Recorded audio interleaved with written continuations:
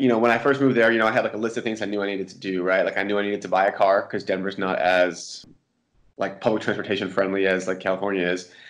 I needed to find a place to rent for a couple of months, month to month lease. I needed to like get used to my new job, kind of get hang there.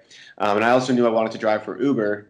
So I did that as like a little side hustle for a couple of months so I could A, make some money, B, get to know Denver, C, just like tell everyone what I was doing to hopefully maybe start building a team.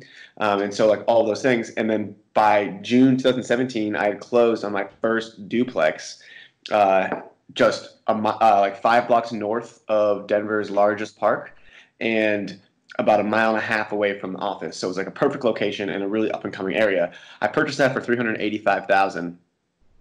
I rented out the top for 1750, and I rented out I lived in the bottom. And now that wasn't quite covering my mortgage, so my mortgage on that one was about 2,000.